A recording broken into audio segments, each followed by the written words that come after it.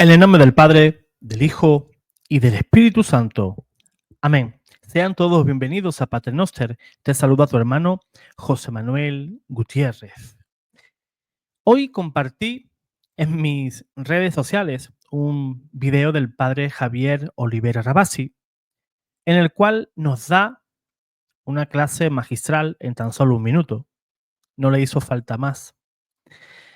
Sobre la guerra justa. Si un cristiano se puede defender, si un cristiano, pues, ante un ataque exterior, si puede responder, si un cristiano, pues, en resumidas cuentas, puede hacer el ejercicio de su libertad de defenderse como un derecho universal, ¿verdad? Que todos los seres humanos tenemos o deberíamos de tener. Digo deberíamos de tener porque a veces la propia justicia, y cuando digo la propia justicia, hablo de España. Yo en los demás países no me puedo meter porque no sé cómo está.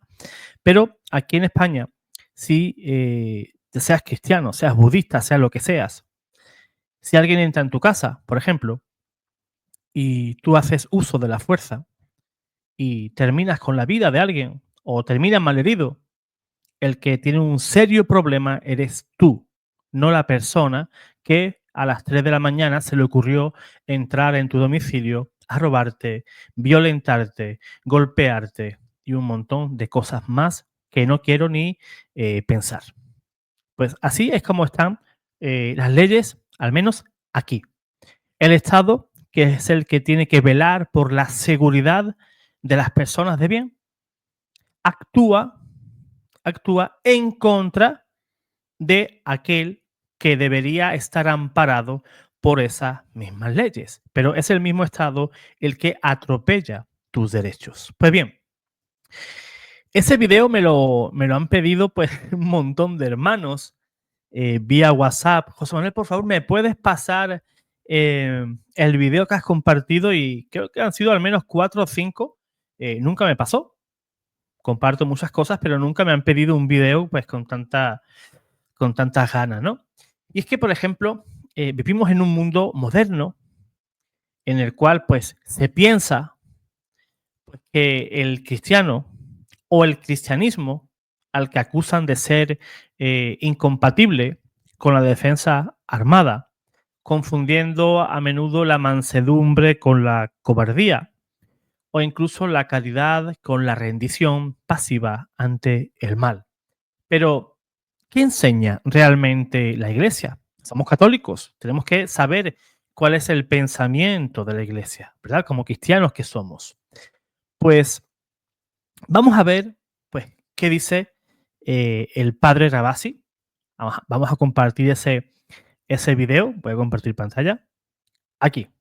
Este es el video pues, en el cual yo me quito el sombrero ante el padre Javier y le envío de aquí un fortísimo abrazo por iluminarnos pues tan bien sobre asuntos que no todo el mundo toca ni quieren tocar, ¿verdad? A veces hay temas espinosos que mejor es tenerlo pues ahí en el cajón de los recuerdos, ¿verdad? Y no sacarlo de ahí nunca. Pero el padre Javier pues valientemente ha hablado sobre este tema. Vamos a oírle.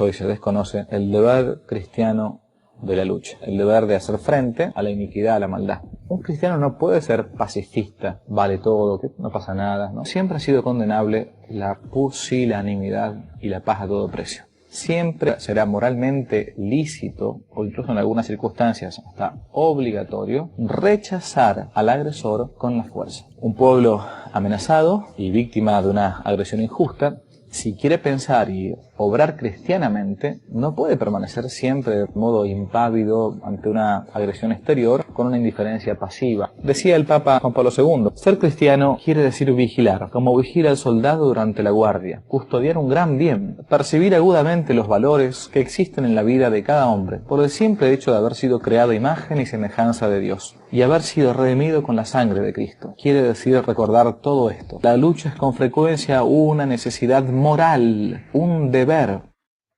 Así es. La Iglesia en el pasado vio que era necesario en ocasiones usar la fuerza. Ahí tenemos las cruzadas. que después de más de 400 años de atropellos, invasiones, guerras injustas por parte del Islam, que iba destruyendo todo por donde iba, familias que obligaban a convertirse al Islam, los lugares santos eran profanados y la iglesia esperó 400 años en actuar. Tuvo paciencia, ¿verdad? Tuvo paciencia la iglesia. Pero hasta que el Papa Urbano II, pues, tuvo que tomar una decisión y es donde se dieron, pues, esas cruzadas, ¿verdad? Famosas. Y podemos ver que la iglesia aprueba la guerra cuando esta es justa, cuando somos agredidos.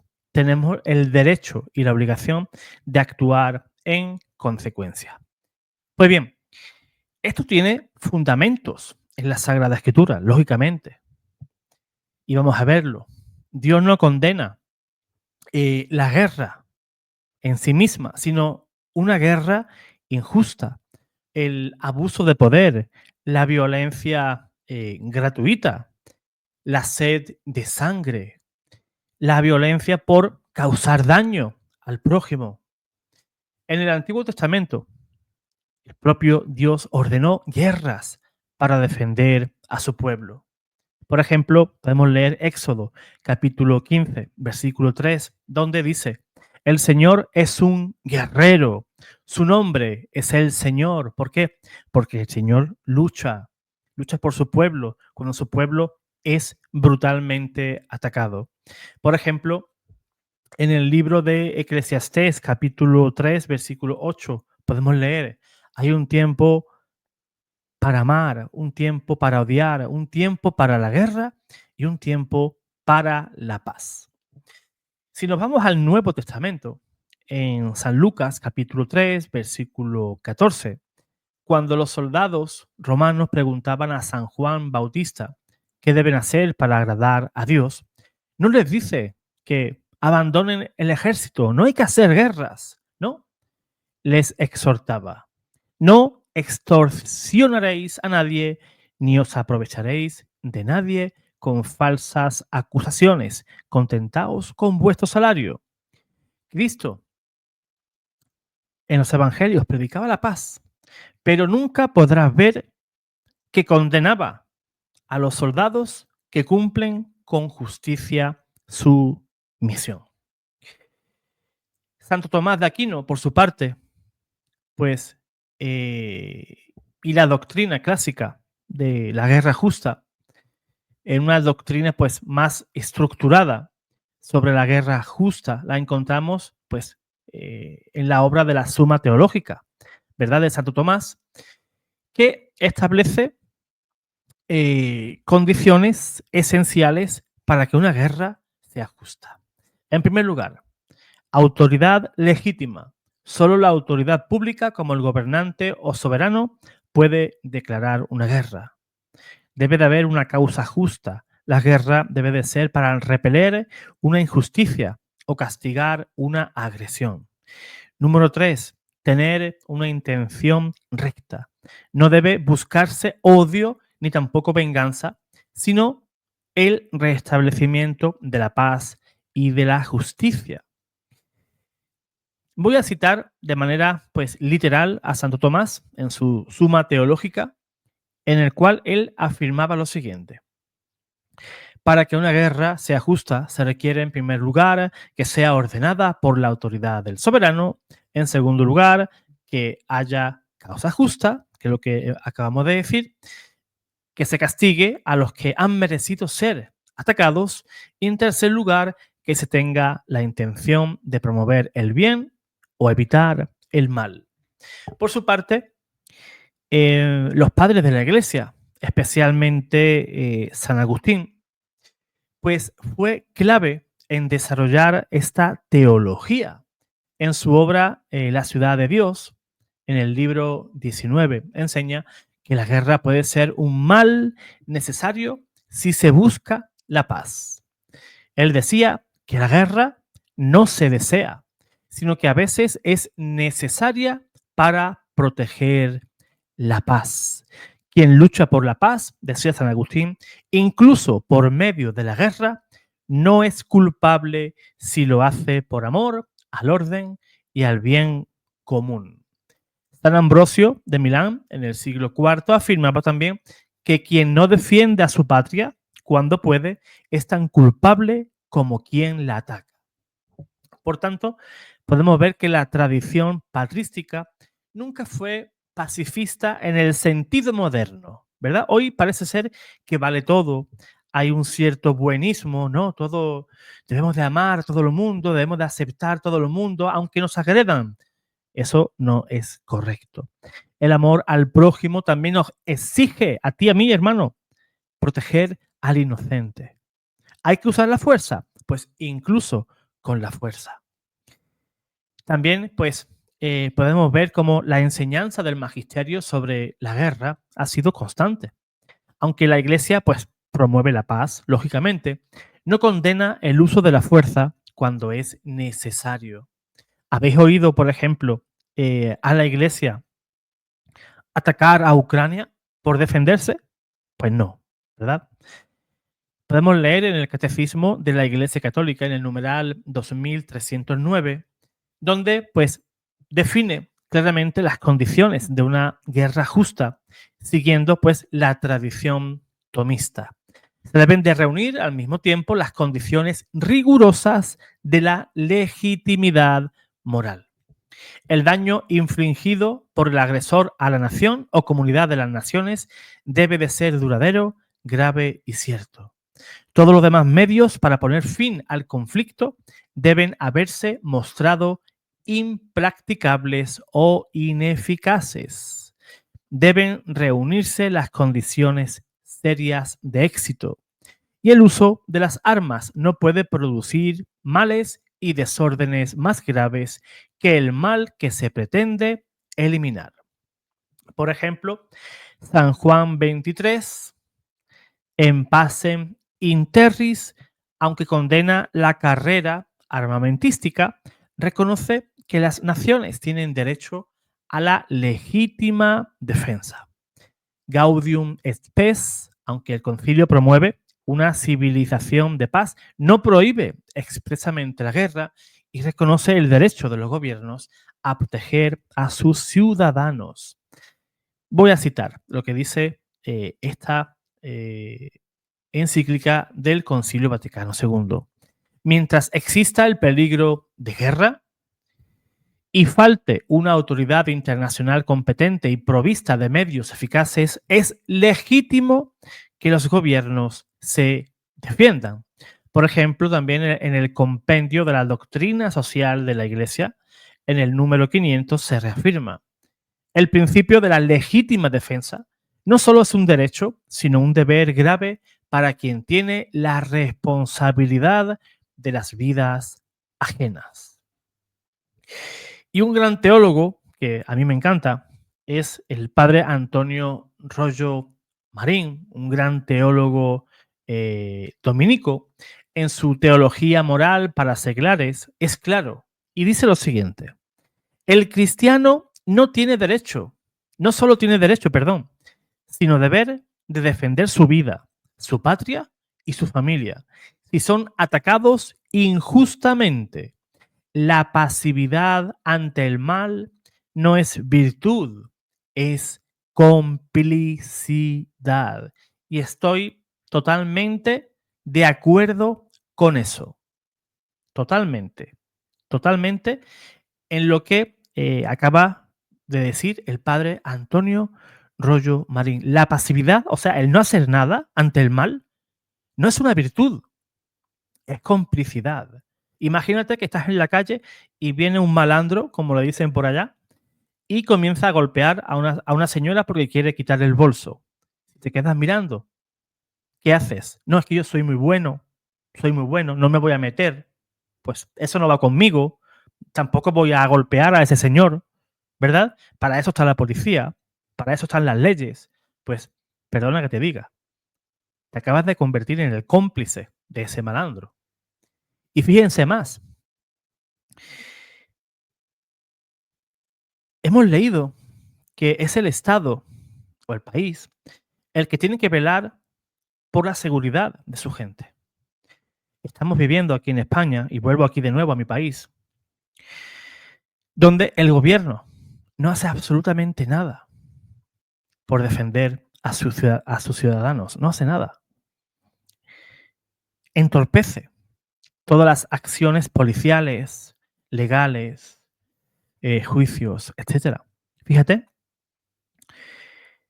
cuando ocurrió lo de la Dana, esa inundación horrible que ocurrió en Valencia, el gobierno torpedeó las operaciones de rescate. Imagínese que ocurre una inundación en su ciudad, en su pueblo, y el gobierno no manda siquiera un solo soldado, ni un solo bombero, ni un solo policía. Solamente la gente se estaba ayudando. Todos los vecinos se unieron a una, retirando cuerpos del fango, sacando pues basura de sus casas. ¿Qué te voy a contar? Un auténtico terror lo que vivieron allí. Y el gobierno totalmente ajeno a eso. Pero lo que ha dicho el padre Rabasi es algo muy real, que es lo primero que dijo. Voy a ponerlo de nuevo. Hoy se desconoce el deber cristiano de la lucha, el deber de hacer frente a la iniquidad, a la maldad. Un cristiano no puede ser pacifista, vale todo, que no pasa nada, ¿no? Siempre ha sido condenable la pusilanimidad y la paz a todo precio. Ahí es donde quiero ir. Os voy a contar una vivencia que me ha pasado a mí hace unos 10 días atrás o algo así, con hermanos católicos. Católicos no, catoliquísimos, muy católicos, muy de rosarios, muy de todo eso.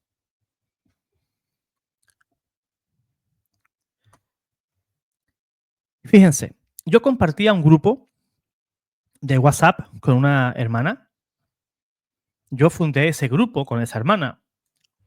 Y yo, pues, los videos que hago aquí en el canal, pues, lógicamente, yo lo pasaba al grupo. Pero por lo que se ve, días antes, la hermana que fundó conmigo ese grupo, pues comenzó a calentar el grupo. Es que fíjate, José Manuel, el grupo es del purgatorio y se dedica pues a publicar los videos de su canal y tal y cual, ¿no? Y esas cosas. Empezó a calentar el grupo. Entonces, a mí, varios hermanos, cuando ocurrió el tema de alteración del orden en Torre Pacheco, un pueblo de Murcia, aquí de España, donde la gente, harta de la pasividad de la policía, harta de la pasividad del gobierno, golpearon a un señor de 73 años brutalmente. Esa fue la gota que colmó el vaso. Y los ciudadanos se unieron para hacer frente a una horda de ciudadanos marroquíes que se dedicaban a sembrar el terror. Cuando digo el terror, en el más amplio sentido de la palabra, en el más amplio sentido. Pues a mí hubo hermanos que me comentaban por WhatsApp, por diferentes redes sociales, José Manuel, mira, ¿qué es lo que pasa en España? Que aquí a mi país pues llegan noticias, pero no llegan, llegan muy, muy light, ¿no? ¿Cómo podemos decir? Noticias light. Y digo, pues mira, hermano, pues ocurre esto. Y, oh, eso es horrible, ¿no? ¿Cómo puede ser eso? ¿Cómo el gobierno puede ser? Pues sí, el gobierno, pues, se mantiene ausente. Es más, incluso, pues, se dedica a maquillar esas noticias, ¿verdad? Y la gente, pues, ya harta, pues, de que ese tipo de ciudadanos del norte de África, pues, pasaban por encima de los ciudadanos. Pues imagínate, si tienes una hija, pues imagínate que un grupito de 7 o 8 personas pues se dediquen a molestar a tu hija. ¿Mm? Que se dediquen a golpear a ancianos. No por robarle, sino por diversión. Por diversión. Porque sí. Porque estoy aburrido, vamos a dar una vuelta y si vemos a una persona mayor nos vamos a reír de él, lo vamos a empujar, le vamos a golpear. Pero escúchame, pero así como te lo digo, incluso se organizaban en grupos de WhatsApp entre esta gente de grupos de ciudadanos del norte de África para quedar y hacer ese tipo de cosas.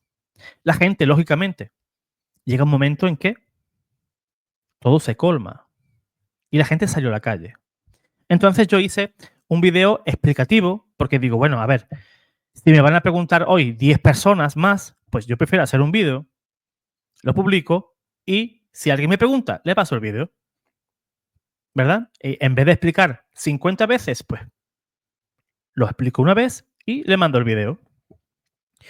Entonces, ese vídeo que yo hice sobre lo que estaba ocurriendo aquí en España, pues lo envié a ese grupo donde yo estaba, en el grupo del purgatorio. Entonces hubo una hermana que me habló por privado, me envió un audio bastante extenso, en el cual ella decía que yo debía de dejar de hacer esos videos. O sea, no debo explicar lo que pasa. Debo estar calladito. ¿Verdad? Dice, porque creo que esa señora vive en Francia, si no me equivoco. Dice, es que yo tengo amigos protestantes y es que usted hace videos de protestantes. ¿Usted ataca a los protestantes? Digo, no, yo no ataco a nadie. Yo hago apologética. Si le gusta, bien. Y si no le gusta, pues no pasa nada. No ve los videos y listo. Pero es que usted está fomentando el racismo. ¿Cómo? ¿Por qué fomento el racismo? Porque doy a conocer una noticia tal cual es. Y yo, pues, ni corto ni perezoso, le escribí. Le mandé otro audio. Digo, hermana, usted está actuando como el gobierno de mi país. Usted quiere silenciar a todo aquel que quiere dar a conocer las noticias. Usted actúa como esos comunistas que están gobernando mi país. Pero no solamente eso, sino esta hermana que fundó el grupo conmigo, pues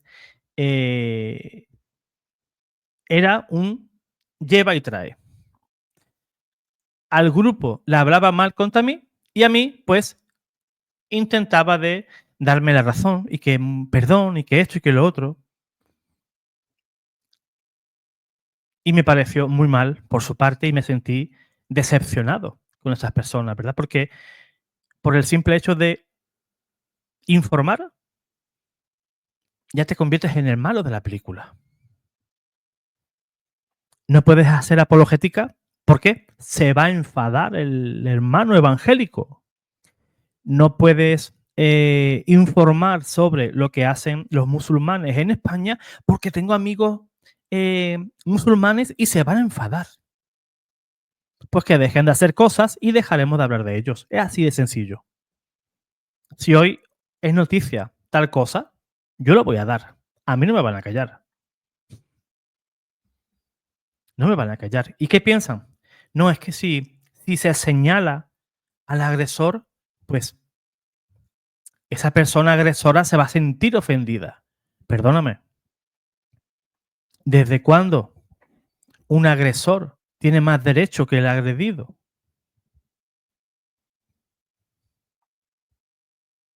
El pueblo necesita saber y tú necesitas saber que el derecho a la autodefensa existe.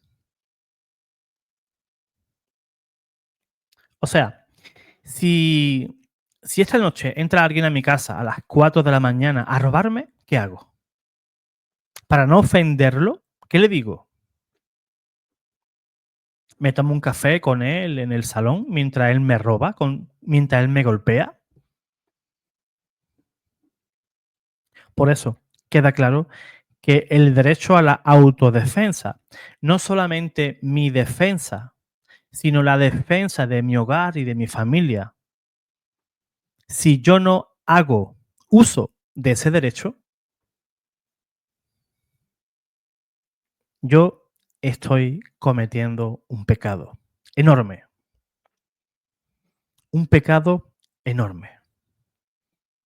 Yo prefiero darle mañana explicaciones a un juez en la corte antes que decirle a mi hijo que no defendí a mi mujer porque soy muy bueno, porque el ladrón tiene derechos. ¿Me entiendes?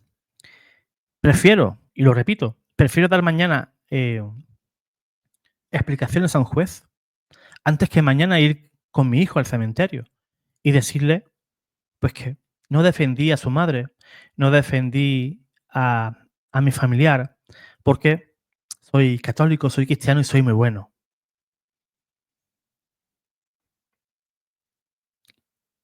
Y no vale la cobardía cuando tu vida está en juego.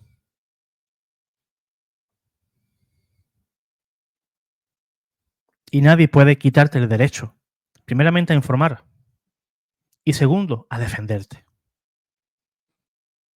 Porque lo que ocurrió en Murcia, eso ocurrió porque quien tiene que ejercer la justicia no la ejerce. ¿Quién debe de ejercer la justicia? El propio gobierno. Pero esa señora que me criticaba de esa manera actúa como el gobierno de aquí, como los comunistas. Porque fíjate, porque el grupo de ese pueblo, cuando salió a defender a sus propios ciudadanos, el propio gobierno insultaba a esas personas. Insultaba a esas personas.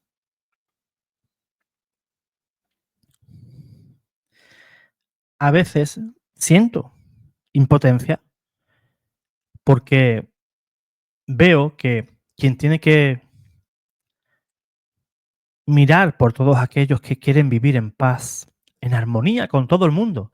Me da igual si eres musulmán, si eres africano, si eres asiático, sea de donde seas. Todos queremos vivir en paz. España es un país que acoge, pero siempre que vengas respetando las normas, las leyes, la cultura, la religión, y tú verás cómo todo será mucho mejor, muchísimo mejor. Me encanta la explicación que dio el padre Rabasi y por eso quería compartirla con todos vosotros. Dios te guarde, Dios te bendiga.